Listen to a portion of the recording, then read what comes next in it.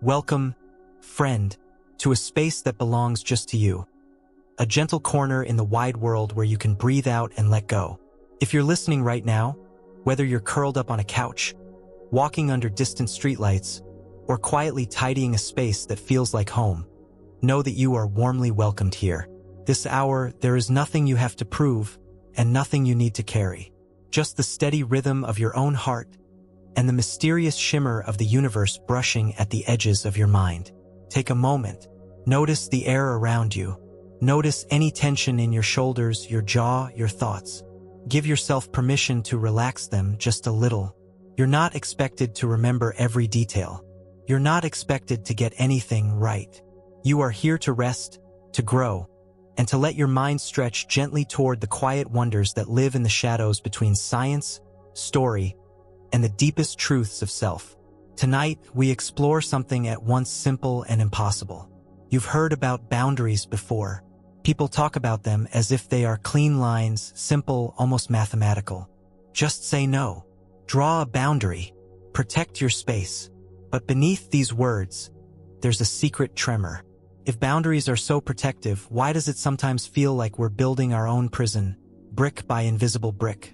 From the inside out, there's a riddle at the heart of every soul who tries to live kindly in a crowded world. Why do we say yes when everything in us aches to say no? What is it that tangles our voices and loops our energy into the endless work of pleasing, smoothing, agreeing, even when our spirit recoils? Is it a matter of kindness, duty? Is it habit or fear or something deeper? Is the ability to say no a real possibility or just a story we tell ourselves? One more comforting myth to lull us into uneasy sleep? Tonight, I invite you to loosen your grip on certainty. This is not an ordinary discussion about boundaries, people-pleasing, or assertiveness. This is an invitation to question the code at the center of your own consciousness, the programming that runs so deep you may not even know it's there. The focus tonight is not simply about drawing a line in the sand. It's about quantum boundaries, paradoxical truths, and the hidden contradictions at the core of what it means to exist, to care, and to remain intact. The question at the heart of this journey is unsettling. If boundaries are supposed to protect us, why do we always end up building the prison from the inside? Is it possible that everything we've been told about compassion, kindness, and self-sacrifice is only half the story? Could there be a quantum truth, a place where reality splits, and the boundary between self and other flickers between existence and annihilation? Tonight, we stand at the edge of that precipice. This is a place for quiet wonder, not panic. You are safe here, even if we ask disturbing questions, even if we stir the depths of paradox. This is a gentle space, a place for healing, curiosity, and personal awakening. The universe you inhabit is not just out there, in the swirl of stars and atoms. It's inside you. Your consciousness is not just a passenger in your life. It's a participant in the unfolding dance of reality. And your boundaries, your yes and your no, are not simply words. They are quantum events, changing the shape of worlds. Through this series, you can expect an unfolding, sometimes soothing, sometimes unsettling, of the deepest paradoxes within the act of saying no. We will question everything we think we know about compassion, clarity, and the ways we try to survive inside relationships, families, communities, and even inside our own heads. We will see how the language of boundaries, when examined up close, shimmers and splits into riddles that challenge the very fabric of our beliefs. We will begin by questioning the myth that saying yes makes life easier. Then we'll turn to the strange illusion of consent, asking who really programs our reflexes. We'll enter the shadow world where compassion, meant to heal, sometimes destroys. And we'll watch as giving, when left unchecked, becomes something carnivorous. We will feel the eerie vanishing of our no when we most need it, and sense the collapse of reality itself at the boundary's edge. We will trace clarity as it multiplies into infinite consequences, and get caught in the double bind where every choice stings. We'll follow compassion as it loops through time, becoming both wound and healer. We'll ask if freedom ever comes without pain, and if the word enough can ever be final. In the end, we'll stand before the liberation paradox. What is left of you after you've finally installed a boundary that truly holds? You may find that some of these questions are uncomfortable, even disturbing. That is as it should be. Growth is not always gentle. But here you are allowed to pause, to reflect, to breathe as deeply as you need. No rush, no pressure, only curiosity, held in the gentle arms of the universe. As you listen, you are invited to notice your own thoughts and feelings, but you never need to judge them. You never need to take notes or memorize steps. Your own wisdom will emerge in its own time, in its own way. Trust your process. Trust the slow movement of your own growth, like roots twisting softly through the dark earth, finding water. How are you feeling tonight? What has been resting heavy on your mind? You are welcome to share, or simply to let those questions float away like clouds. Let your attention rest on the soothing rhythm of this moment, and let curiosity move gently through your awareness. This is a journey for relaxation, inspiration, and self-discovery. A small space of calm within the churning wildness of life. Thank you for being here. Thank you for allowing yourself this quiet exploration. Tonight, the rules change. Tonight, we stand on the razor's edge between quantum possibility and the collapse of ordinary reality. The first step is a question that has haunted every soul that has ever tried to be good. If saying yes is supposed to make life easier, why does every yes feel heavier than the last? You've always tried to be good, so why do you feel so trapped? Let's find out together. If saying yes is supposed to make life easier, why does every yes feel heavier than the last? You've always tried to be good, so why do you feel so trapped? Tonight, we unravel the threads of this paradox. The world teaches us that kindness oils the gears of society. A smile makes doors open, a yes makes the world go round, and politeness keeps the storm at bay. Yet beneath this soft surface, another reality stirs. Each time you agree against your will, a weight settles on your soul. It grows quietly, cell by cell, thought by thought, until the heaviness becomes your baseline. A quiet, secret exhaustion you cannot name. Politeness is a story written on your tongue before you even know what you want to say. You sense the tension in a room and, before you recognize your own need, you reach out with reassurance, apology, or an offer. You become the oil that keeps every machine running, your family, your workplace, your community. Your yes is always ready, always sweet, always smoothing the waters. But the price is invisible, collected over time, measured in the slow erosion of your sense of self. Why does the act of agreeing, which should create harmony, leave you so fractured? Here, the paradox opens its jaws. Politeness, intended to free you from conflict, becomes its own kind of cage. Your yes is a key turned in a lock that closes behind you. Each polite answer, each smoothing gesture, is a small surrender, one that goes unnoticed by the world, but not by the self inside you, who whispers, "You are not free." Where does this begin? The roots are older than memory. Somewhere along the line, you learned that agreement is safety, that disagreement is danger, and that your own needs are negotiable. Each time you made yourself smaller for the comfort of others, a pattern deepened. Soon, it became automatic, a silent algorithm guiding your interactions. But the algorithm does not care for your wholeness. It only cares for survival. You learn to survive by shrinking. Each yes that is not truly yours leaves a small crack in the foundation of your being. Over time, these cracks become fissures, and the light that once belonged to you seeps away. The heaviness is cumulative, growing with each polite compromise, each gentle acquiescence, until you wake one morning and find yourself living in a house you do not remember building. Every room is arranged for someone else's comfort. The air is filled with a hush, your own silence. You do not remember the last time you said no without guilt. You do not remember the last time you felt at home inside your own life. Why do we continue? The answer is layered, tangled in fear and hope. The fear of disappointing others, of being rejected, of becoming an outcast. The hope that agreement will buy love or at least peace. The world rewards the agreeable and punishes the difficult. You become skilled at reading the temperature of every situation, and your yes emerges on autopilot, a habit so deeply etched it feels like fate. But here is the disturbance. Each yes that is not anchored in your true desire pulls you further from your own reality. You begin to feel alien in your own story. The politeness that should be a bridge becomes a moat. The kindness that should connect becomes a barrier. And all the while, the world claps for your good manners, not knowing that you are vanishing, one polite nod at a time. The paradox intensifies. The more you say yes, the more impossible it becomes to say no. The weight grows. The bars of the invisible cage thicken. Yet you continue, because the alternative, conflict, disappointment, loneliness, feels even more unbearable. You are caught in a polarity, a quantum tension between the desire to belong and the need to be real. As the heaviness builds, your body begins to protest. Tension, fatigue, headaches, a sense of living at a distance from yourself. You develop a subtle resentment toward those who accept your yes without question, but you cannot name it or express it. The rules of the game are clear. To be good is to agree. To refuse is to betray. But whose rules are these? Who benefits from your unending supply of acquiescence?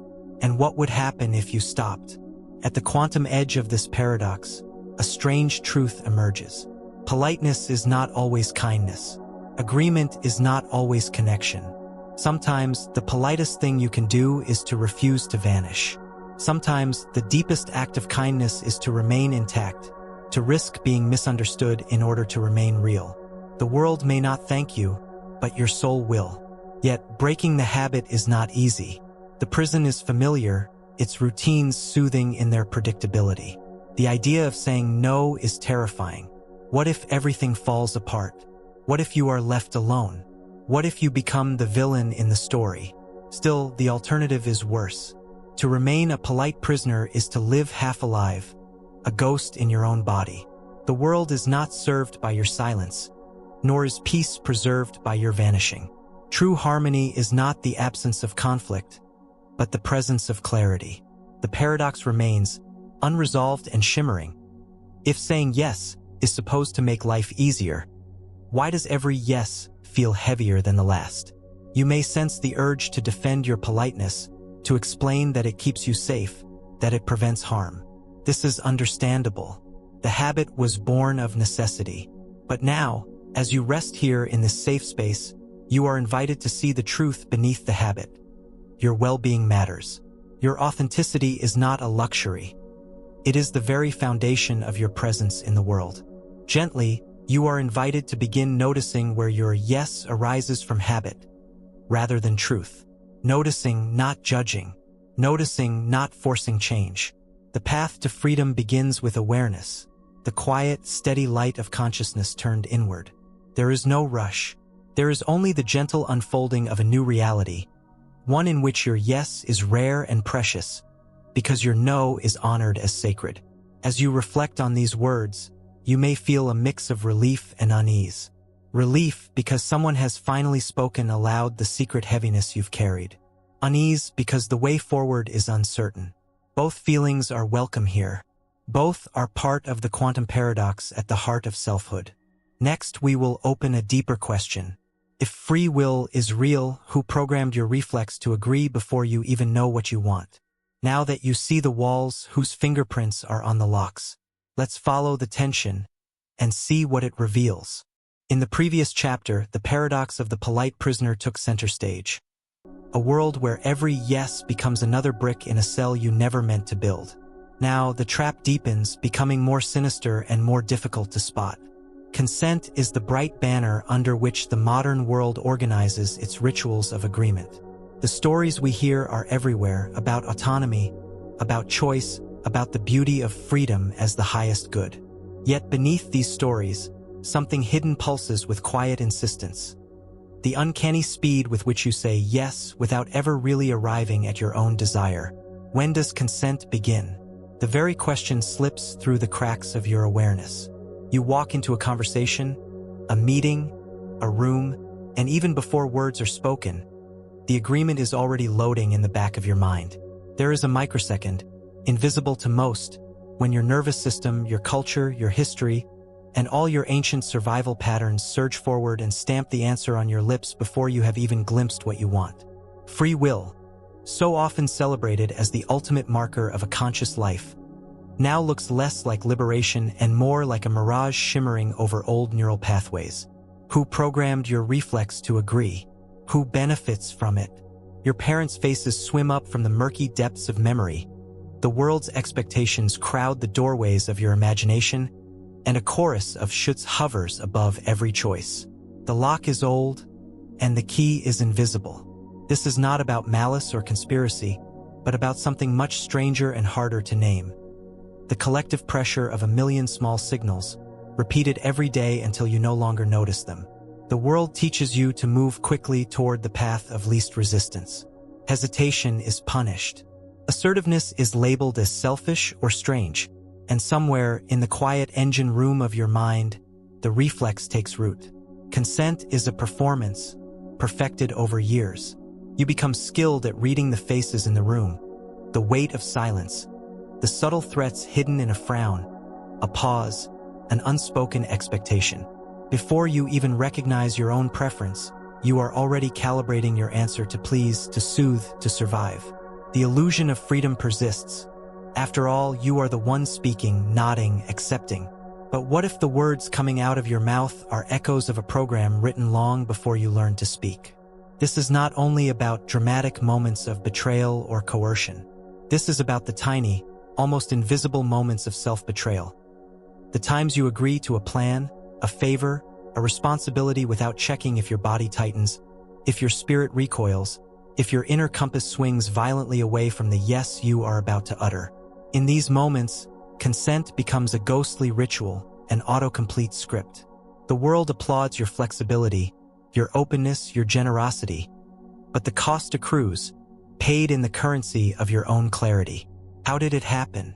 The answer cannot be captured in a single story. It is not a wound, but a field, a tangled ecosystem of messages, rewards, threats, and rituals.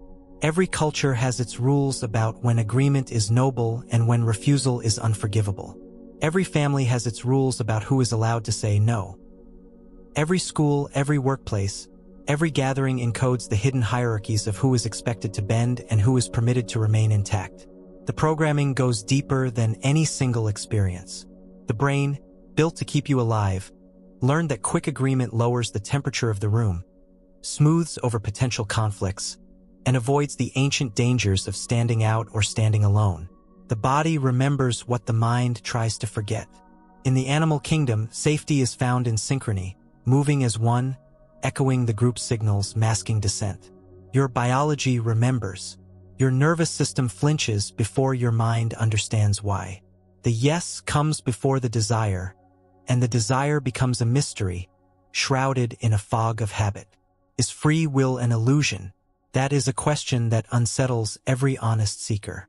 To what extent are your choices truly yours, and how much are they the result of scripts, patterns, and invisible forces passed down through generations? Each reflexive agreement becomes a fingerprint, evidence left behind by the invisible hands that shape your reality. The walls of your polite prison are now revealed not as personal failures, but as artifacts of programming both ancient and modern. Who benefits from this programming? Certainly, those who receive your agreement without question. Certainly, the systems that run smoothly as long as everyone plays their role. But at what cost? The system thrives, but the individual fractures. You may not notice it at first. The fractures are silent, accumulating beneath the surface. Relationships that should nourish you become sites of subtle exhaustion. Jobs that promise growth become theaters for endless performance. Even your own dreams start to sound suspiciously like someone else's desires. The illusion of consent persists because it is reinforced from every angle. To refuse is to risk exclusion, to risk being labeled as difficult, uncooperative, or even dangerous. Over time, the risk seems too great. The script runs uninterrupted.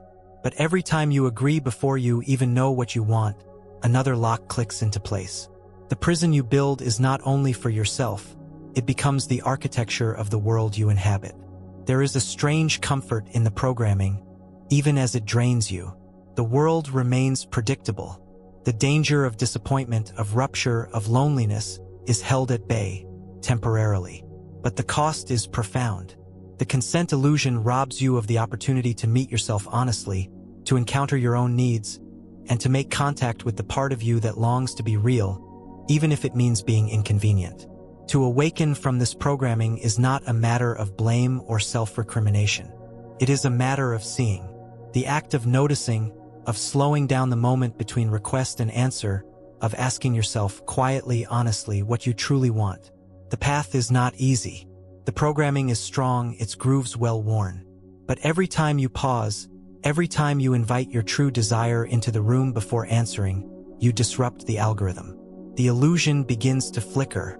A new possibility opens. It is not enough to declare that you are now free.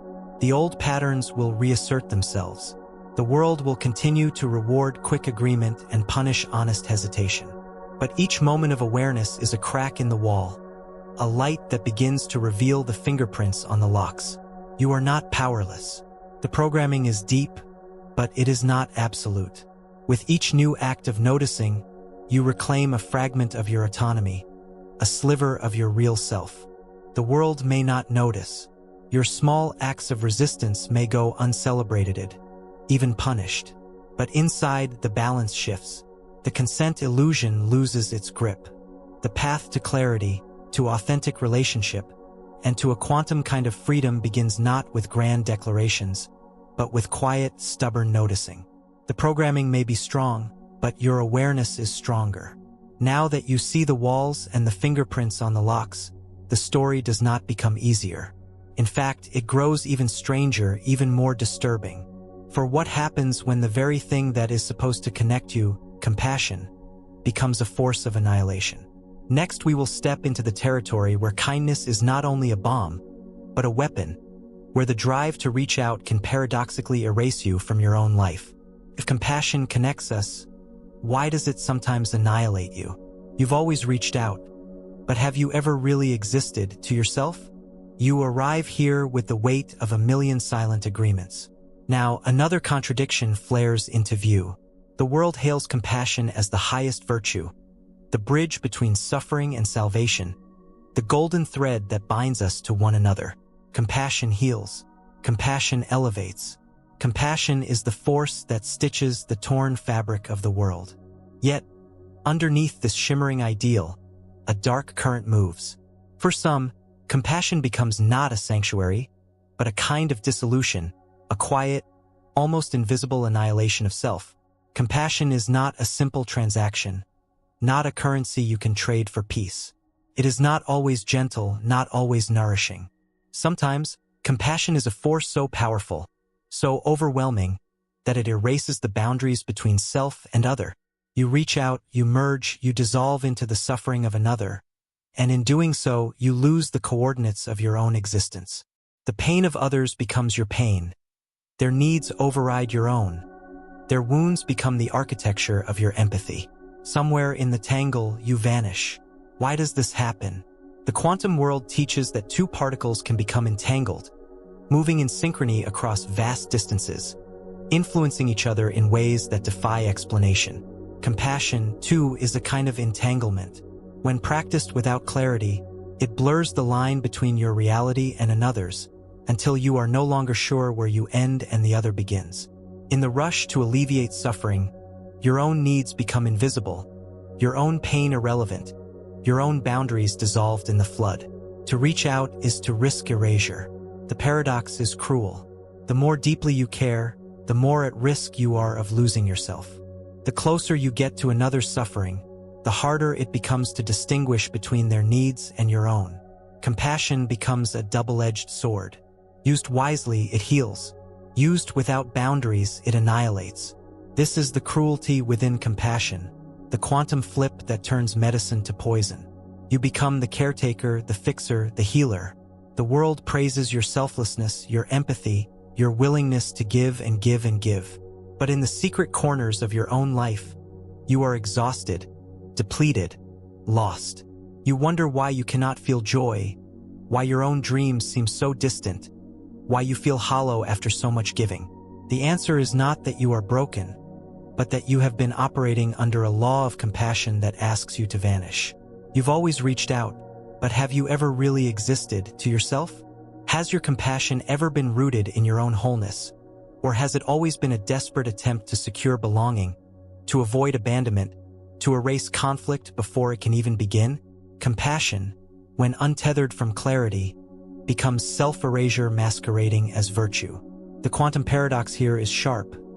The act meant to connect you can become the act that erases you. The culture of compassion encourages self-sacrifice, sometimes to the point of self-destruction. You are taught to value others above yourself, to prioritize the needs of the group, the family, the collective at the expense of your own voice. The rewards are real: praise, acceptance, the illusion of harmony. But the cost is profound. Your own existence becomes conditional, fragile, dependent on your usefulness to others. In the quantum realm, boundaries are both real and illusory, both fixed and permeable. The trick is learning to hold both truths at once. To be open to another's suffering, but not to dissolve within it. To offer compassion without sacrificing your own reality. This is the razor's edge upon which true connection balances. It is difficult, sometimes excruciating, but it is the only way to remain whole in a world that demands you vanish for the sake of others. There is cruelty in the pressure to be endlessly compassionate. Compassion fatigue is not just physical exhaustion, but a kind of spiritual annihilation. The loss of your coordinates, the dissolution of your boundaries, the inability to locate your own desire in the sea of others' needs. You reach out until you are no longer anchored to anything real. The more you give, the more invisible you become. The world keeps asking, and you keep answering until there is nothing left to give. To exist, truly, is to balance compassion with clarity, to know where you end and another begins. It is to reach out, yes, but also to return to yourself again and again so that your compassion is not a death sentence, but a gift rooted in wholeness. The world will not teach you this. The world will praise your annihilation as virtue, but you are allowed to resist. You are allowed to exist. Quantum compassion is not endless giving. It is giving that is informed by self-presence, by the courage to remain real in the face of suffering. It is the refusal to vanish, the insistence that your own needs matter, even in the face of another's pain. This is not selfishness. It is the ground upon which true compassion is built. You have always reached out. Now you are invited to reach in, to find the place inside you that remains untouched by the tides of others' needs. From this place, compassion can flow, not as annihilation, but as connection. Not as self-sacrifice, but as shared reality. This is the quantum paradox. To give without vanishing, to care without dissolving, to remain whole even as you touch the suffering of the world. Now, with the contradiction of compassion and cruelty laid bare, the question deepens. If giving is sacred, why does it eat you alive? Now that you know compassion can destroy, what happens when your love turns carniverous? Next, we will open this forbidden door and see what's waiting in the dark. The world loves stories of selfless giving. The highest praise is reserved for those who pour themselves out, who become the well that never runs dry. The narrative is everywhere. Give, give, give, and in the giving you will become whole. Yet beneath these polished fables, another truth waits in the shadows, feral and hungry. Sometimes, giving does not heal but hollows. Sometimes, the very act of generosity mutates, grows teeth, and consumes the one who gives. You are told that giving is a virtue, that your worth increases with every sacrifice. To love is to abandon your own hunger, to see another's need as your own mission. The saints and martyrs are paraded before you as beacons. Lose yourself in service, and in the losing you will be found. But what if the well has a bottom? What if the spring you've been told to draw from is not infinite, but finite, fragile, and constantly at risk of running dry? To give without limit is to set yourself on a pyre and call the flames holy. There is a sickness in this story, a cultural hunger that praises the disappearance of self as the highest good. In this world, your exhaustion is a badge of honor, your depletion proof that you have given enough. But no one ever defines what enough is. The goalpost recedes with every sacrifice, and your capacity for generosity is measured by your willingness to become emptier and emptier until you vanish. This is the yes that devours its own child. a cycle in which each act of giving, rather than restoring, becomes another act of self-erasure. The more you give, the more you are asked to give, until the original impulse of love is twisted, weaponized against your own survival. The people around you may not notice. They may even celebrate your tireless devotion. But the hunger in the eyes of those who expect your endless yes is real. They come to feed, and your soul becomes the banquet. Why does this happen? Because giving, when untethered from boundaries, is not generosity, it is cannibalism. You are both the feast and the feeder, locked in a paradox that refuses to resolve. The sacredness of giving is meant to uplift, to connect, to share abundance. But when the giving is rooted in fear, obligation, or the desperate need to be needed, it curdles into something monstrous. The love that once felt pure becomes a demand, a transaction in which you are the currency. What happens inside the psyche of someone who is consumed by their own yes? First, a slow erosion of self-respect. The more you give without limit, the less you believe you have a right to keep anything for yourself. Your needs shrink, your voice falters, your desires become shameful luxuries. Over time, the act of giving stops feeling like an offering and starts feeling like a sentence, a life lived in service of others' appetites. Yet the hunger never ends. The world will always want more. The system is designed to reward those who disappear, to elevate the tireless givers, the ones who never say no. But this reward is an illusion, a gold-plated cage. Every yes that emerges from fear of conflict, fear of abandonment, or fear of being seen as selfish is another meal for the devouring beast. You feed the cycle by participating, even as it devours you. There is an ancient myth at play here, that to give is to be good, and to keep is to be bad. But the body keeps score. Your muscles tense, your stomach knots, your spirit recoils. Even as your mouth forms the familiar word, yes, the split widens between your outward actions and your inner reality. You start to feel like an imposter, a hollow replica performing the motions of generosity without the substance. The world applauds, but inside, you are emptying out, becoming a shell. What if love is not meant to eat you alive? What if the truest giving is always bounded by the fierce insistence that you, too, are sacred? The answer does not come easily. The programming runs deep, reinforced by stories, by institutions, by every praise you ever received for putting yourself last. But the truth persists, stubborn and wild. Love that consumes is not love. Giving that leaves you empty is not holy. The cycle can only be broken by refusing to feed it with your own life. The hunger will protest. The world may punish your refusal to be devoured. You may be called cold, unkind, selfish. You may lose the approval of those who depended on your endless supply. But the alternative is worse. A slow, silent implosion. A life spent as the main course at a banquet you never chose to attend. This is the moment of reckoning. The yes that devours its own child is a lie.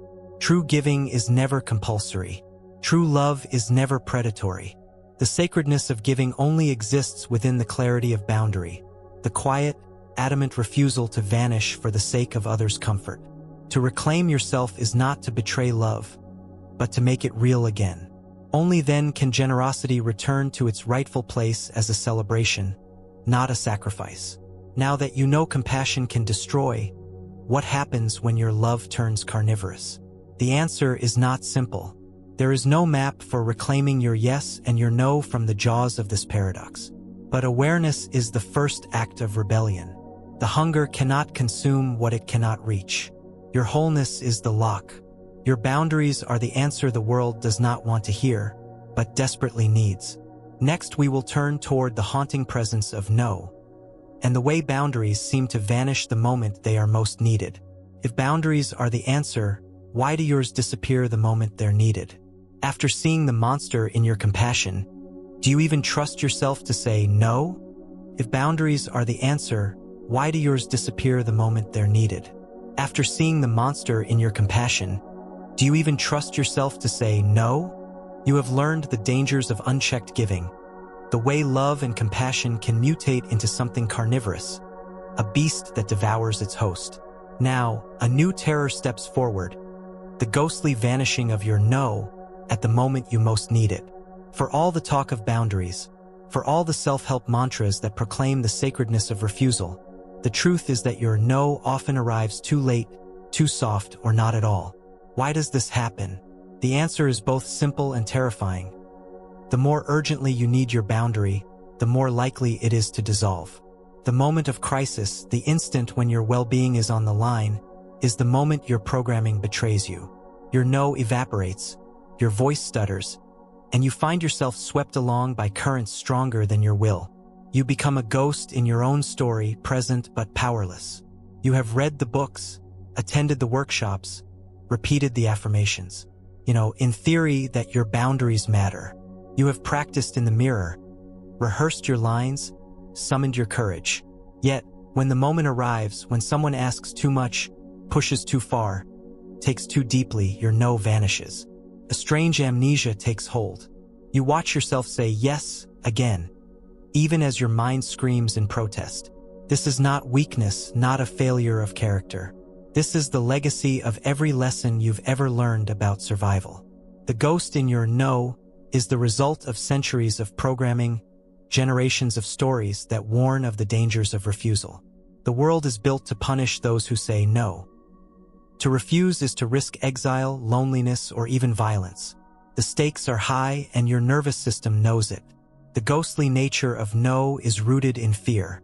Fear of conflict, fear of loss, fear of being misunderstood or rejected. Even after recognizing the predatory nature of unchecked giving, even after naming the beast that devours, the urge to remain agreeable is nearly irresistible. The approval of others is a powerful drug. The desire to keep the peace, to avoid the storm, overrides your knowledge, your intentions, your resolve. Boundaries are not simply ideas. They are living things, shaped by every experience of safety or danger you have ever had. A boundary is only as strong as the self who enforces it. When that self is eroded by years of self-abandonment, when your worth has been measured by your ability to say yes, the act of saying no can feel like a betrayal, not just of others, but of your own history. There is another terror, the uncertainty of who you become if you refuse. When you say no, you step into the unknown. The script dissolves, the roles collapse, and you are left without a map. The world may not respond kindly.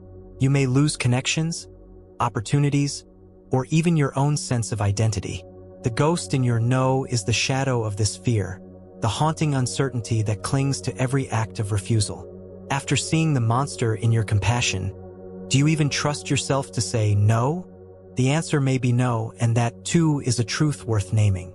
Trust is built slowly, reclaimed from the wreckage of 1,000 broken boundaries. The first step is honesty, admitting that your no is fragile, that your ability to protect yourself is compromised. There is power in naming the ghost, in acknowledging the ways you vanish for the sake of survival. To rebuild trust in your no, you must begin at the smallest level. Tiny acts of refusal, private moments of clarity, decisions that seem insignificant but signal to your soul that you are learning to remain. The world may not notice. The hunger of others may protest. But each act of refusal is a declaration. I am here. I exist. I matter. There will be times when your no is lost, when the ghost returns, when the old patterns reassert themselves. This is not a failure, but a reminder of the strength of the forces arrayed against your autonomy. The work is ongoing. The practice is perpetual. The world is not built for your boundaries, but you can build them anyway. Your no is not a weapon, but a shield.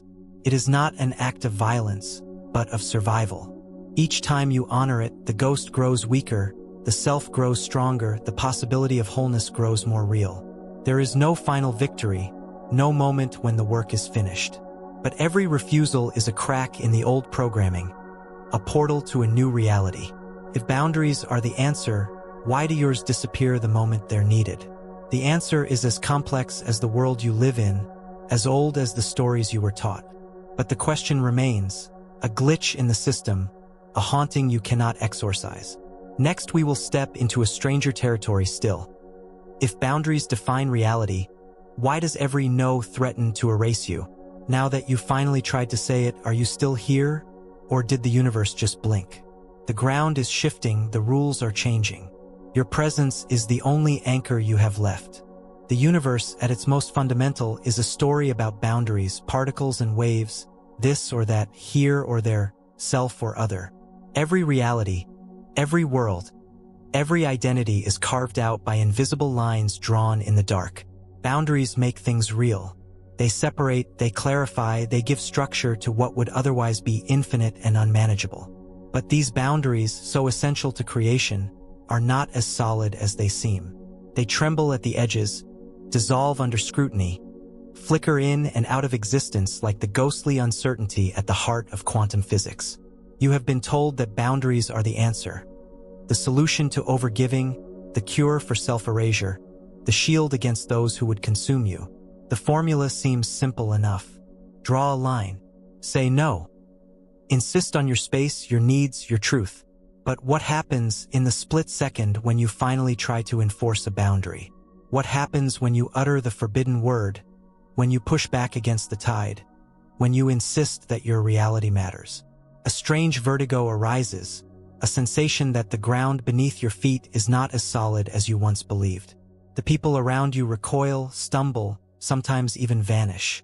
The roles shift, the rules change, and for a moment, the entire fabric of your world flickers. You say no, and the universe blinks. Are you still here? Did the refusal erase you, or did it make you more real than you have ever been? This is not an abstract fear. It is a physical, psychological, existential crisis. The act of saying no is not just a matter of language or preference. It is a declaration of existence, a stake driven into the quantum field of possibility. You draw the line and everything changes. Suddenly, you are not who you were a moment ago. The world, which once felt so predictable, becomes alien, uncertain. The people who depended on your endless acquiescence react as if you have committed an act of violence, a rupture in the laws of nature itself. Why does this happen? Because boundaries do not just define reality, they create it. Every relationship, every institution, every identity is held together by a web of silent agreements. To change those agreements, even by a single word, is to threaten the very structure of the world as you know it. Your no is a crack in the foundation, a disturbance in the force. The system trembles and you are caught in the aftershocks. The collapse of reality at the boundary is not simply the result of external conflict. It is also an internal implosion. You have spent a lifetime crafting your persona, learning the rules, becoming someone who fits. The sudden refusal, the declaration of selfhood, threatens to unravel the story you have been telling about who you are. If you are no longer the agreeable one, the caretaker, the peacemaker, who are you? What remains? When the mask drops and the line is drawn, the terror is primal. In the old world, to step outside the tribe was to risk death. To refuse was to court exile. The echoes of this fear linger in your nervous system, encoded in the marrow of your bones. When you say no, even to something small, your body responds as if the world is ending. Your heart races, your hands shake, your mind fills with static. The boundary, meant to protect, becomes a portal to oblivion. And yet, something else stirs in the silence after the refusal. A faint but unmistakable sense of presence, of solidity, of reality sharper than before. The collapse is not only destruction, it is also creation. The act of saying no, of defining the edge of your reality, forces the world to reorganize itself around you. Some connections shatter, some possibilities vanish, but others emerge, sparkling with new clarity. You are not who you were, and the world is not what it was. This is the price and the promise of boundaries. There are those who will never forgive your refusal. There are those who will insist that you have broken something sacred. You may lose relationships, status, comfort. The cost is real and the grief is sharp. But there is also a strange liberation in the aftermath. The universe, having blinked, opens its eyes anew. You are still here, different, but here. The world, having trembled, begins to settle around your new shape. To live at the edge of reality is to accept the risk of erasure. The boundary is both a shield and a knife, a tool that can protect or sever, clarify or isolate. You cannot control the reaction of the world. You cannot guarantee safety, belonging, or approval.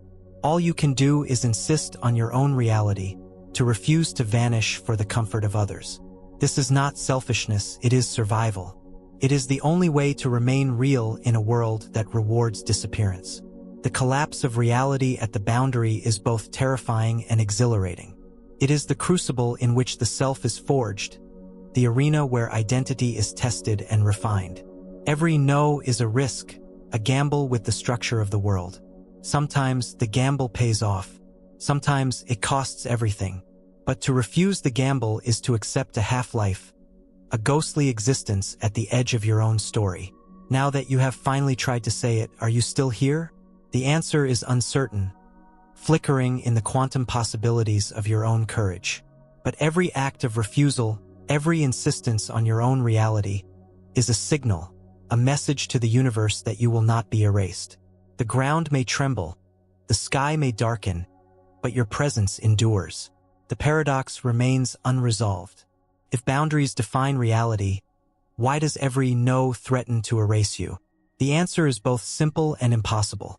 Because every act of selfhood is an act of creation, and creation always carries the risk of destruction. The universe is not a safe place, but it is a place where you can be real if you are willing to risk the collapse. Next, we will explore a new tension. If clarity is supposed to simplify, why does every clear line create infinite consequences you can't see? You drew the line. Now the world is on fire. What's burning? You or your reality? In the quest for wholeness, clarity seems like the answer. A sharp line, a crisp decision, a clean boundary. These are the tools of liberation, the promise of a simpler, more manageable world. You tell yourself that once you are clear, once you know your limits, everything will fall into place. The messiness will recede, the confusion will dissolve, and you will be able to move through life with confidence and ease. But clarity, like every tool, comes with a cost. In the act of drawing the line, you do not merely separate yourself from what you do not want. You send ripples outward, waves that collide with unseen structures, hidden alliances, secret economies of expectation. Every clear line is a fracture, a disruption in the quantum field of relationships. You intend to create order, but chaos erupts at the margins. The paradox is immediate. The clearer you become, the more unpredictable the world becomes. The people around you react, sometimes with gratitude, sometimes with rage, sometimes with bewilderment.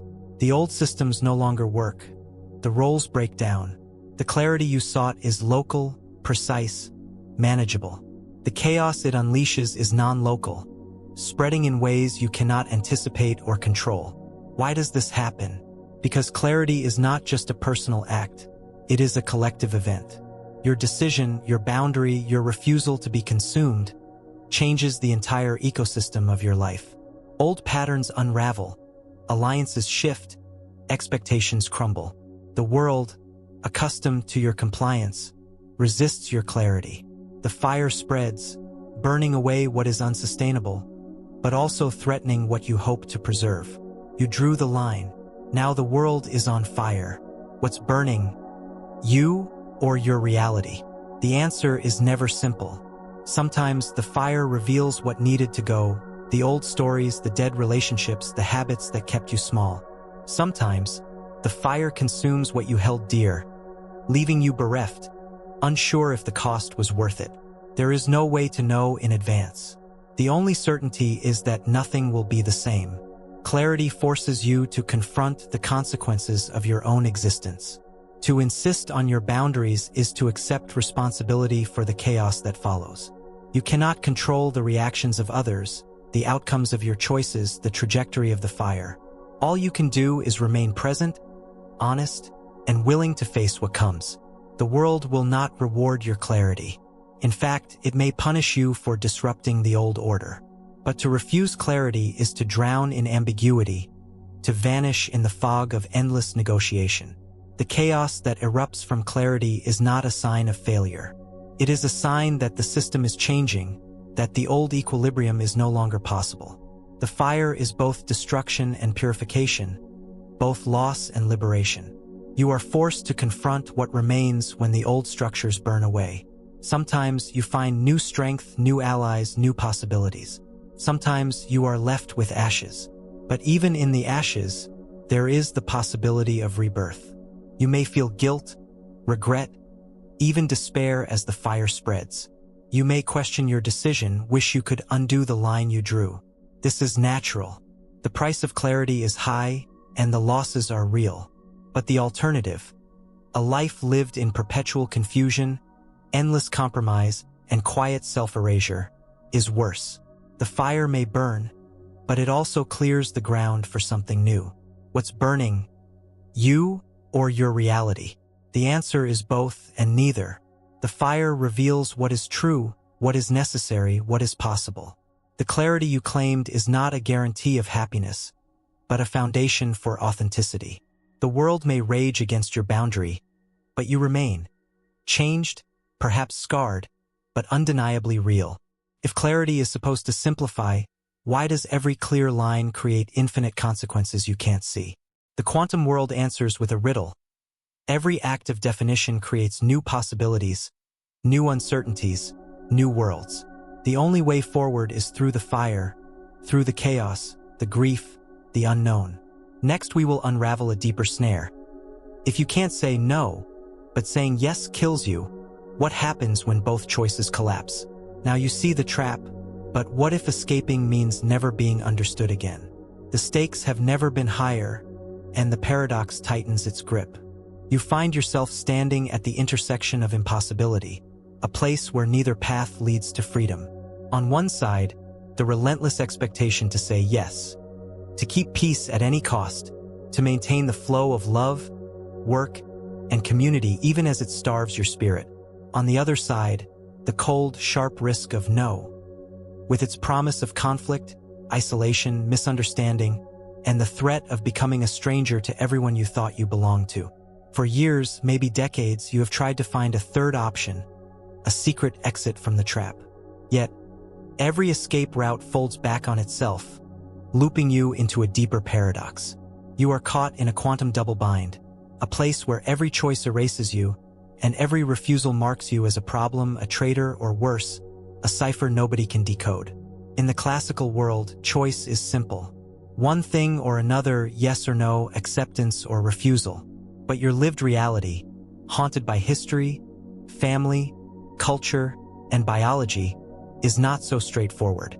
In the quantum world, particles exist in superposition, holding multiple possibilities at once until an observation collapses them into a single outcome. Here, your own choices begin to behave like quantum states, flickering between yes and no, never settling, always haunted by the cost of collapse. You live in the tension between realities, carrying the weight of every unspoken answer. To say yes is to agree to your own disappearance, to nourish the system with your energy while your own reserves run dry.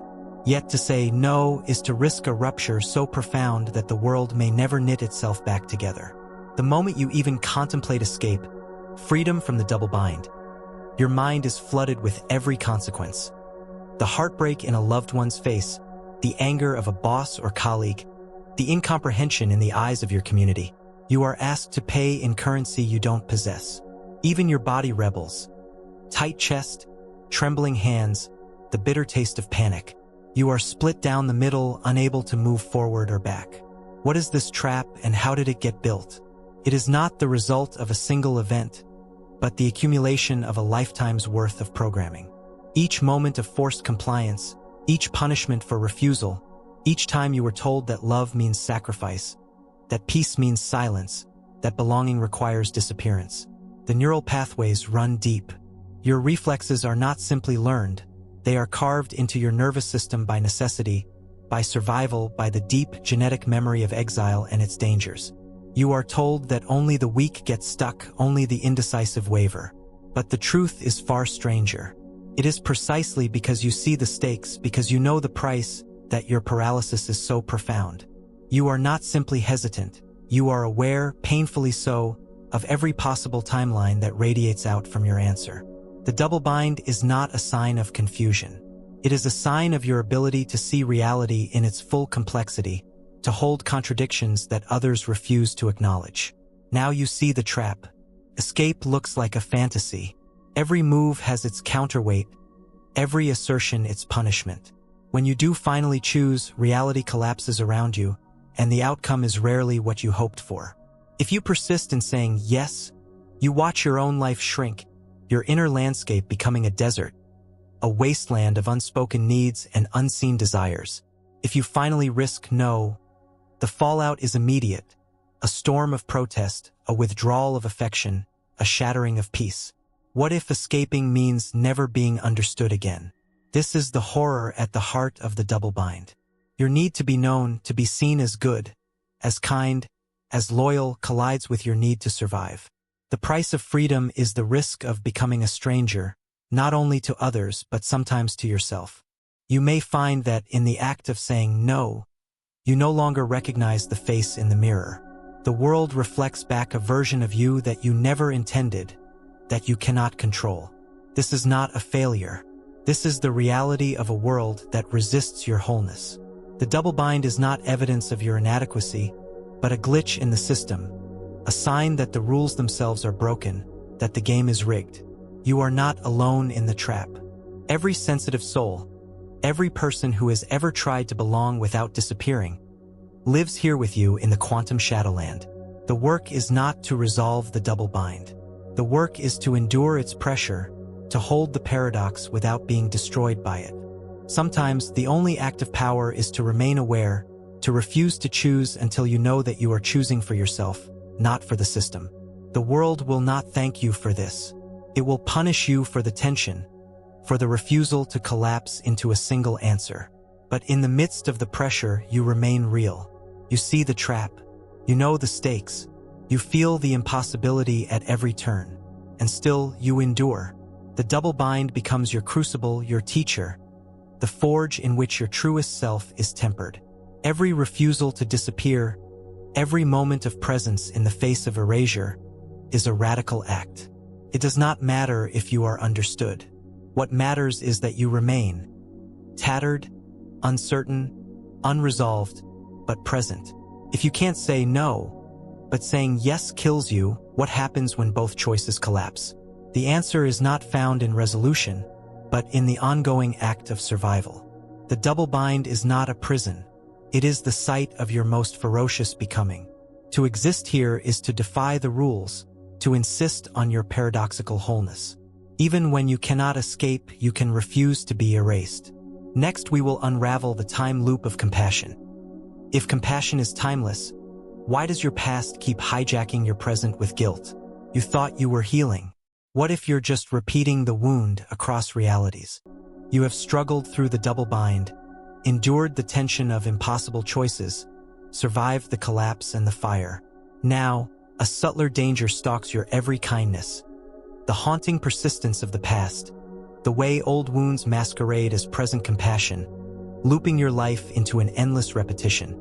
Compassion is said to transcend time, a force that weaves past, present, and future into a seamless whole. Yet, in your quest to heal, to care, to repair the ruptures of old pain, you discover a strange recursion. The more you try to heal, the more you find yourself trapped in cycles of guilt, obligation, and self-sacrifice. Your past is not gone. It is not dead. It is alive, active, whispering through your body, your choices, your relationships. Every time you offer compassion, every time you reach out and care, you are haunted by echoes, by memories, by regrets, by the impossible longing to undo what cannot be undone. Guilt becomes your companion, an invisible thread tying your present actions to wounds you could never fully heal. You thought you were healing. You thought compassion would set you free, but the old scripts persist. The child you once were, the wounds you once suffered, the betrayals you endured, they reanimate in your kindness, shape your boundaries, distort your sense of duty. The urge to care becomes a form of atonement, a never-ending attempt to pay a debt that cannot be settled. Why does your past keep hijacking your present with guilt? Because compassion, when unexamined, becomes a ritual of self-punishment. You are not just caring for others, You are trying to rescue your younger self, to rewrite your story, to finally become worthy of love, of acceptance, of safety. The acts of kindness that should liberate you instead become chains, looping you back to old pain, old fears, old regrets. Compassion is timeless, but so are wounds. You reach out across realities, trying to heal what was broken. Yet every act of care becomes tinged with desperation, with the subtle hope that this time, it will be enough. This time, you will fix what was once shattered. This time, you will earn absolution. But absolution never comes. The past persists, immune to your offerings, insatiable in its hunger. You become trapped in a time loop, giving, caring, sacrificing, only to find yourself in the same emotional landscape, haunted by the same ghosts. The people you try to save become avatars for your younger self, stand-ins for the ones you could not rescue. Your compassion is real, but it is haunted, weighted by guilt that never dissolves. You repeat the wound not because you want to, but because the script is stronger than your intention. What if you're just repeating the wound across realities? What if every act of care, every attempt at healing, is simply another turn on the wheel of self-sacrifice? The danger is not that you care too much, but that your caring is shaped by guilt, by unresolved grief, by the persistent ache of the past. The quantum paradox intensifies. Compassion that should heal becomes the engine of repetition, trapping you in cycles you cannot see, let alone break.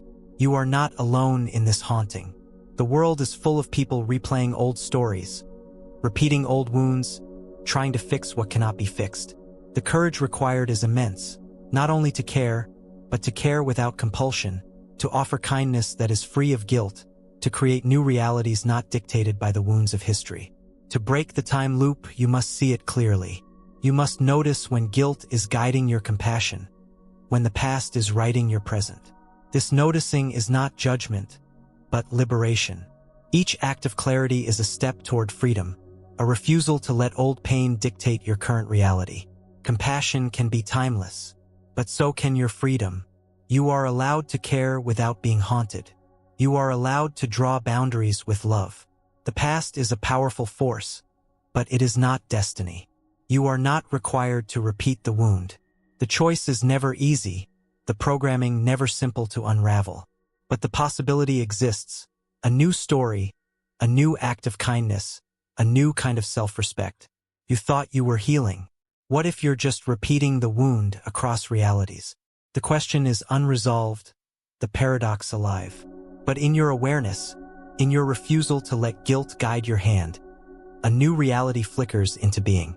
Next, we will ignite a new contradiction. If a boundary frees you, why does it always make someone else bleed? Now that you've chosen yourself, can you live with being the villain in their story? The tension only sharpens. The price of freedom is written in blood. There is a secret every liberator learns too late. Freedom for one is often experienced as betrayal by another. You cross the line, you say the words, you place the boundary in the sand. Immediately, the story you once shared with another shudders and cracks. In their eyes, you have not simply changed the rules. You have become a transgressor, a breaker of unspoken covenants, the source of their pain. You are suddenly the villain, and the blood on the sand is not metaphorical. It stains the fabric of your relationships, seeps into the narrative, transforms you from hero to heretic. Why does this happen? Because every bond, every relationship, is stitched together with silent agreements. Some spoken, most not. You learned how to love by giving, how to belong by pleasing, how to remain safe by vanishing. When you finally refuse, when you finally claim space, you shatter the shared myth. Your freedom is written in the loss or disappointment of another.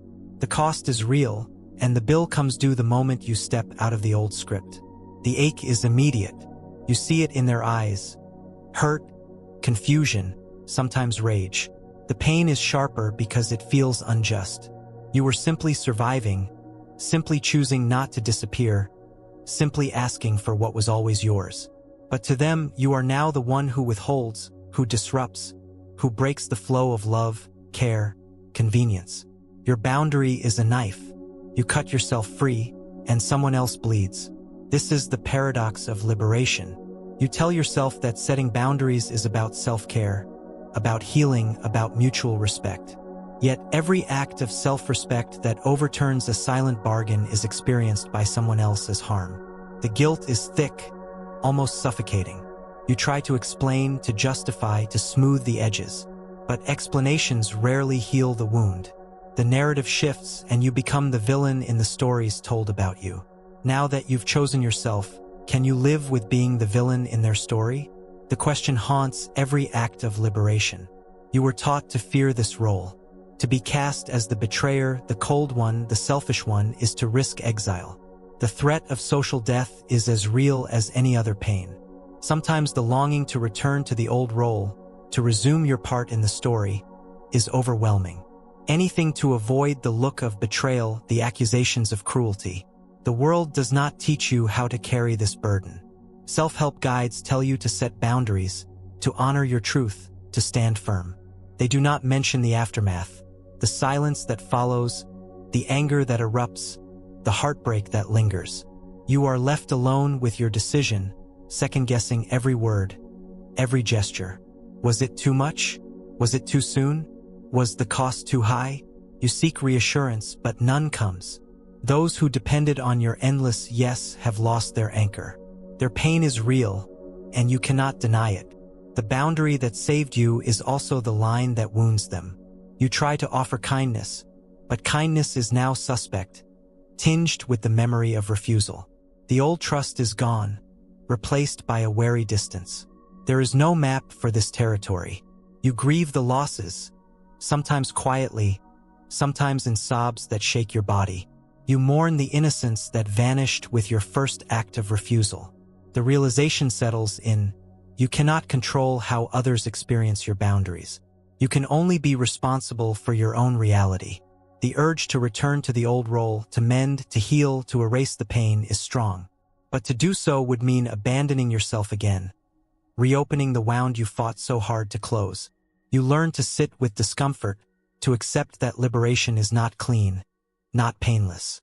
It is a process of rupture and renewal, of old stories burning so that new ones can be written. The villain is a figure of power and danger.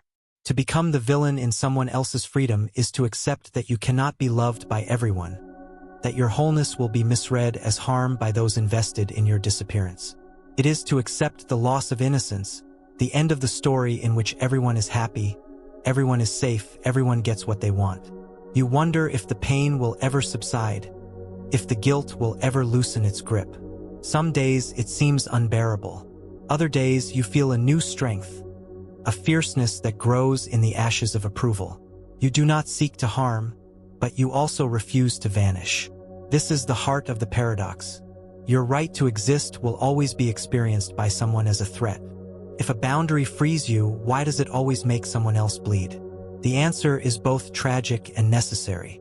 There is no liberation without loss, no wholeness without rupture.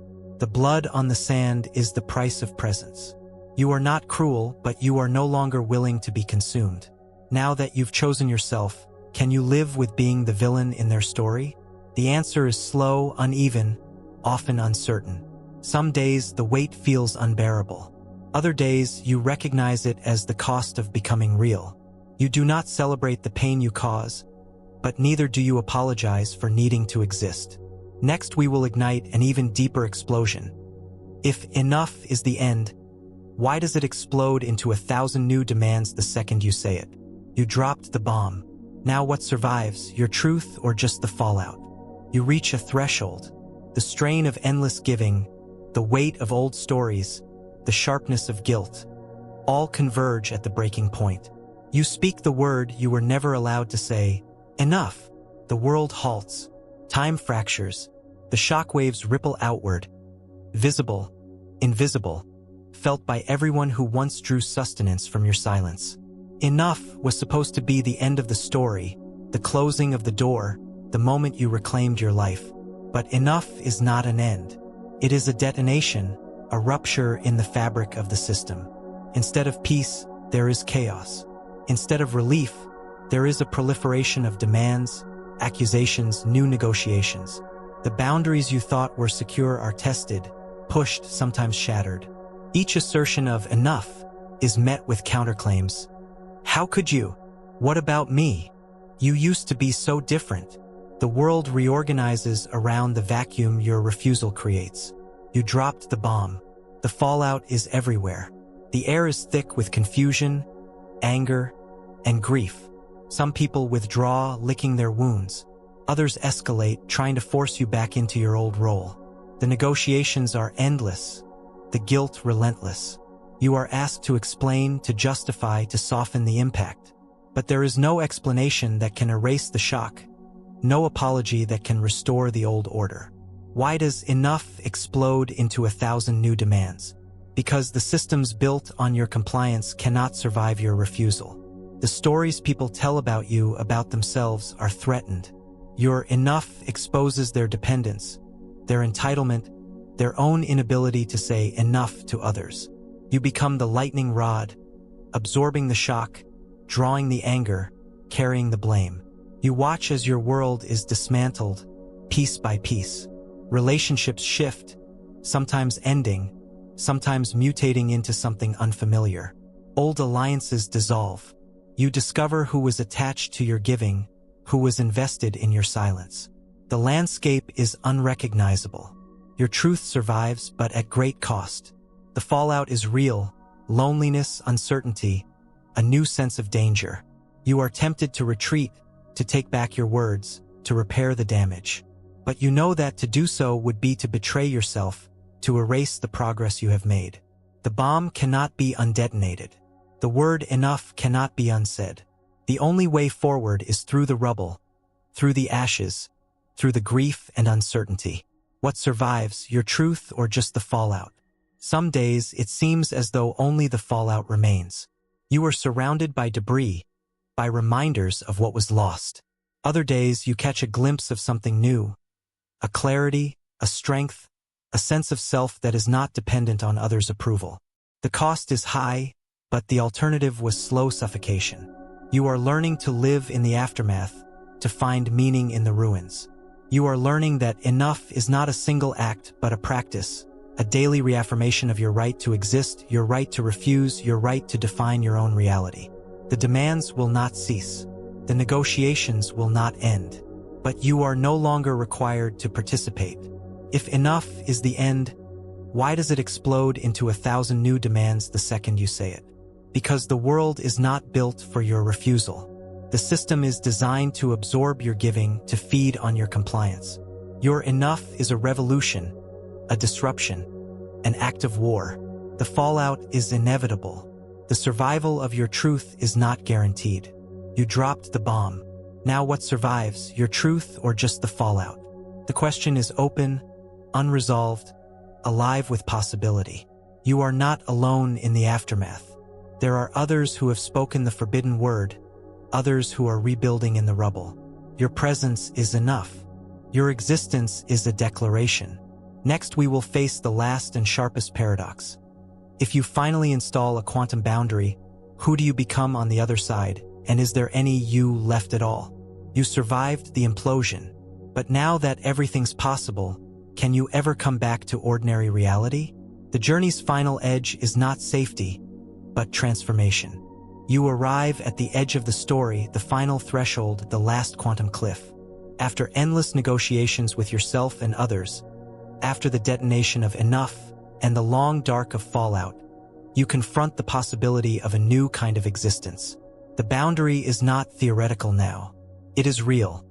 Not a line in the sand, but a quantum boundary, invisible yet absolute, non-local in its compassion, locally precise in its clarity. For the first time, you sense the magnitude of the shift. There is no returning to what came before. But as the dust settles, a different kind of fear arises. You look around and realize that so much has changed that even your own sense of self is strange, unfamiliar, maybe even empty. The paradox sharpens. You fought to become free, to reclaim the I who could say yes or no and mean it. But in the act of installing this boundary, something fundamental has shifted. Who is left? What remains when all the old stories, obligations, and habits have been burned away? A quantum boundary is not simply a wall or a fence. It is not merely the absence of others' demands or the presence of your own resolve. It is a kind of event horizon, a place where the rules of the previous world break down.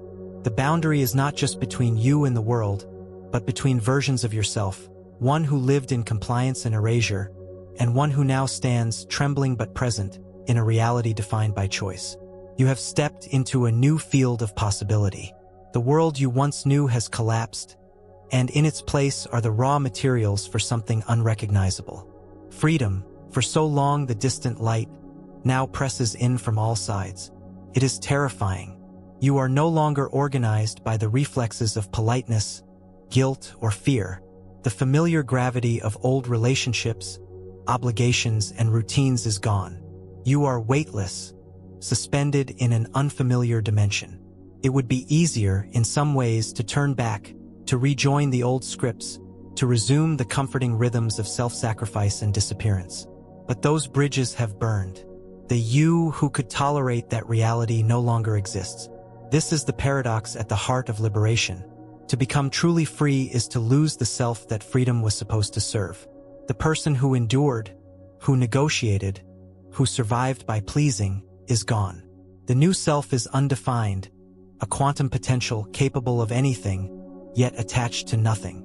Every moment is a question, every action a leap into uncertainty.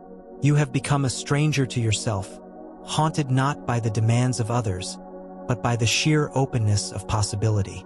What does it mean to install a quantum boundary? It means that your no is no longer reactive, no longer a desperate defense against collapse. It is an assertion of reality, a vibration that radiates outward, shaping every interaction, every relationship, every future. The quantum boundary does not separate you from compassion. It makes compassion possible, because it is not rooted in fear or guilt, but in the clarity of being. You can feel others' pain, but you are no longer obligated to erase yourself to alleviate it. You can offer love, but you no longer trade your wholeness for belonging. Yet, this clarity comes with a cost. You are no longer legible in the same way to those who once depended on your compliance. The stories they told about you, about your reliability, your goodness, your willingness to serve, no longer fit. You become inscrutable, sometimes even frightening. Your unpredictability unsettles the systems that thrived on your predictability. Some relationships cannot survive the new reality. The landscape is littered with ghosts of old connections. The question gnaws. Is there any you left at all? When all the masks have been dropped, when the last expectation has been refused, what remains? Some days the answer is unclear. You move through the world like a shadow, unable to grasp the shape of your own becoming. Other days you sense something new, a flicker of authenticity, a raw, uncompromising presence that is not defined by approval or rejection, gain or loss. You are not what you were, but you are undeniably here. Liberation is not the end of struggle. It is the beginning of a different struggle, the work of inhabiting freedom without fleeing into the old patterns. The world will always beckon, always tempt you to return to the known, to resume the role of caretaker, peacemaker, martyr. The invitations will come, sometimes disguised as love, sometimes as emergency, sometimes as threat. Your task is to remain true to the boundary, to honor the line that now defines your existence. The paradox is endless. You long for belonging, for recognition, for ease. And yet, the price of these comforts is too high. You cannot pay with your reality, your voice, your soul. Each time you are tempted to abandon your boundary, you remember the years spent wandering in the wasteland of self-betrayal. The pain of isolation is real, but the pain of disappearance is worse. You survived the implosion. Now that everything is possible, can you ever come back to ordinary reality? The answer, if there is one, is not a return but an arrival, a gradual coming into focus, a slow acclimation to the air of freedom. Ordinary reality is no longer available. You live in a world of quantum possibility, where every choice matters, every line drawn shapes the future. The stakes are higher, the costs greater, but the rewards are real. There will be days when you grieve the old world, when the simplicity of being known as good or helpful feels almost worth the price of admission. There will be nights when you ache for the safety of scripts and roles. But over time, you discover a new rhythm, a way of moving through the world that is not dictated by expectation or fear. You learn to trust your own signals, to honor your own reality, even when it is misunderstood. If you finally install a quantum boundary, who do you become on the other side? You become the author of your own story, the architect of your own reality. You become someone who can love without vanishing, who can care without being consumed, who can say yes and no without apology. The you who emerges is not fixed or static, but alive, changing, responsive to the infinite complexity of the world. And yet, the paradox persists. Freedom is never total, never final. Every new relationship, every new context, every new crisis will test the boundary, challenge its clarity, seek to draw you back into the old patterns. The work is ongoing, the vigilance perpetual. You are not safe, not in the way you once dreamed, but you are present, and presence is the highest form of reality. This is the liberation paradox. The closer you come to wholeness, the more unrecognizable you become to those who knew you before. The more boundaries you claim, the less you fit into the spaces that once defined you. The price of freedom is the loss of certainty, the ongoing work of becoming. But in that work is a kind of peace, not the peace of compliance, but the peace of authenticity. You stand now at the threshold of a new life. The quantum boundary you have installed is both shield and gateway.